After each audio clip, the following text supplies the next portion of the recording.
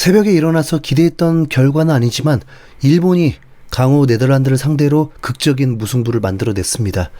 전반전은 양팀 모두 팽팽하게 맞서면서 0대 0으로 끝나긴 했지만 그래도 네덜란드가 이길 거라고 봤거든요. 실제 반다이크가 후반 6분 만에 선제골을 넣고 그대로 이겨도 이상하지 않았습니다. 일본이 의외로 빠르게 동점골을 넣었지만 서머빌이 기가 막힌 가마차기로 다시 앞서가는 골을 넣으면서 이대로 네덜란드가 일본을 꺾는구나 라고 생각했죠. 한 30분 정도만 무실점으로 버텼으면 네덜란드가 이기게 되는 거였는데 다이치가 후반 44분에 또 극적인 동점골로 승점을 1점을 얻어내고야 맙니다. 이 자체가 사실 엄청난 이변이에요. 일본뿐만 아니라 지금 이번 월드컵에서 아시아 팀들의 상승세가 심상치 않습니다. 현재 피파 랭킹과 상관없이 일반적으로는 유럽이 아시아보다 더 강하다는 게 많은 축구 팬들의 생각이었는데요. 이번 월드컵이 개막하고 4일이 지나는 동안 아시아 팀들이 도통 패배하질 않습니다. 개막한 첫날에 아시아 대표였던 우리 대한민국은 체코에게 불의의 일격을 허용하고도 엄청난 회복력으로 2대1 역전승을 거뒀죠. 물론 현재 피파 랭킹만 보면 한국이 체코보다 더 높았긴 하지만 어쨌든 체코는 한때 피파 랭킹 2위까지 올랐던 전통의 강호입니다. 그래서 이때부터 조짐이 심상치 않았다는 보도를 하는 매체들도 있었습니다. 그리고 어제는 아시아팀 경기가 2개나 있었는데 먼저 카타르와 스위스의 경기가 극적인 무승부로 끝났습니다. 이것도 스위스가 그냥 거의 다 이긴 경기였는데 진짜 말 그대로 경기 종료 휘슬이 울리기 직전에 스위스가 자책골을 넣어버렸습니다. 카타르가 지난 2022 월드컵부터 시작해서 2023 아시안컵 때도 우승을 하더니만 이번 월드컵 때도 결과를 보여주고 있습니다. 이번에 얻은 승점 1점이 카타르가 월드컵에서 얻은 최초의 승점이라고 합니다. 개최국 자격으로 참가했던 2022 월드컵 때는 에콰도르에게 0대2, 세네갈에게 1대3, 네덜란드에게 0대2로 패배하면서 3패였거든요. 카타르 입장에서는 첫 번째 경기 무승부만으로도 이미 역사를 쓴 겁니다. 스위스도 결론적으로는 페널티킥 한 골뿐이었습니다. 카타르의 수비가 빛났던 거죠. 그리고 호주는 한술 더 떠서 튀르키예를 상대로 스코어만 보면 2대0 압승까지 거둬버렸는데요.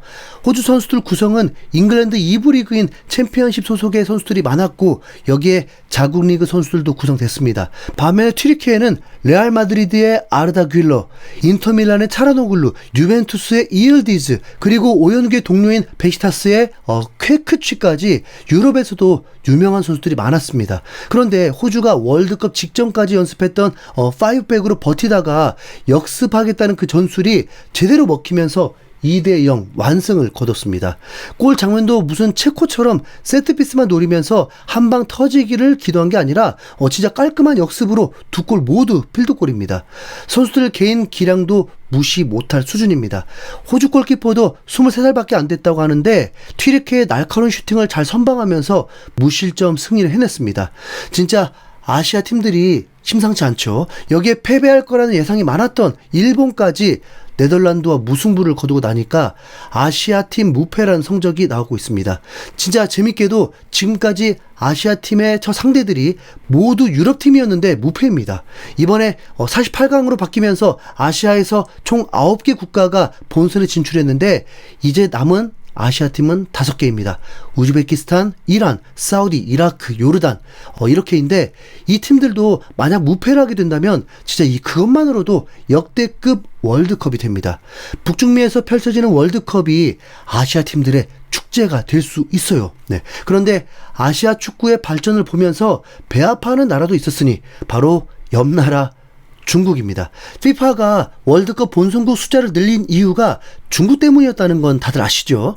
아시아에 주어진 티켓이 9.5장이었는데도 그 기회를 못 잡은 중국 입장에서는 아시아 팀들이 잘 나가는 이번 월드컵을 보면서 배 아파 죽을 지경이라고 하는데요. 중국의 포털 사이트 네리즈에서는 아시아 팀들의 월드컵 상황을 분석하면서 2026 북중미 월드컵에 참가하는 48개국 중에 9개국이 아시아 팀이다. 일본, 한국, 이란, 사우디, 카타르, 요르단, 이라크, 우즈벡, 호주가 그들이다. 솔직히 일본을 제외한 나머지 나라들은 월드컵에서 손쉬운 먹잇감이라고 생각했다. 한국과 이란 역시 강팀에게는 속수무책일 거라고 봤다. 하지만 현실은 전혀 예상 밖이었다. 한국은 동유럽의 강호 체코를 꺾으며 순조로운 출발 출발을 했고 아시아의 2부 리그로 볼 수 있는 카타르도 스위스를 상대로 비겼다. 세 번째로 나선 호주는 떠오르는 강호 트리케를 2대0으로 꺾는 이변을 연출했다라면서 씁쓸한 기색을 감추지 못했는데요. 아시아 팀들이 예상 외의 호성적을 거두고 있는 걸 보고 본선에도 진출하지 못한 중국 축구에 대해서 실망스럽다는 반응이었습니다. 또 다른 매체인 지우닷컴에서는 이보다 더 절망적인 말을 하고 있었는데요.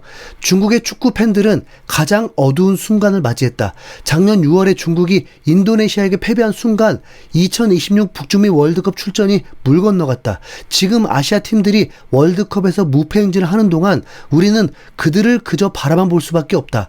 우리의 젊은 선수들은 이미 오랫동안 강도 높은 경기를 경험하지 못했고 경쟁국들은 월드컵에 출전해서 유럽 팀들과 대등하게 싸우고 있다라면서 중국과 다른 아시아 국가들의 격차가 날이 갈수록 더 벌어지고 있다는 절망감을 보였죠.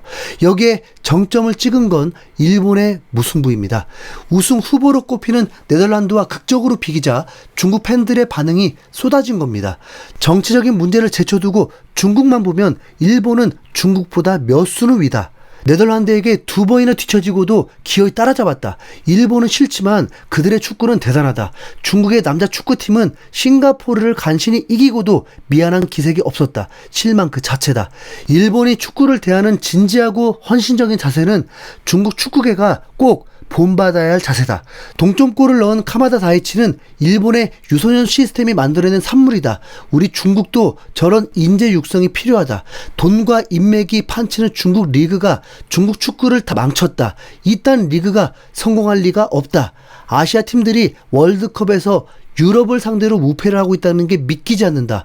우리 중국은 언제쯤 저 대열에 합류할 수 있을까? 체코를 이긴 한국과 네덜란드와 비긴 일본, 이 두 나라를 중국이 과연 따라잡을 수 있을지 모르겠다. 점점 더 격차가 벌어지는 기분이다. 40년 동안 축구 팬이었던 나는 눈물을 흘렸다. 일본이 네덜란드와 비길 때까지 성장하는 동안 도대체 우리 중국은 뭘 하고 있었던 건가? 한국과 일본에 비해 우리 중국의 축구는 최소 20년 뒤처져 있다. 당장 다음 월드컵 예선을 중국이 뚫을 수 있다고 생각하지 않는다. 이번 월드컵을 보니까 중국이 본선에 진출하려면 아시아의 본선 티켓 12장을 줘야 될 것 같다. 우리는 아시안컵을 포기해야 한다. 차라리 8년을 쉬고 다시 대회에 나가자. 너무 공포스럽다. 우리를 제외한 다른 아시아 국가들은 급속도로 발전하고 있다. 우리만 정체되어 있다. 저렇게 강한 일본도 월드컵에서 16강 이상으로 올라간 적이 없다.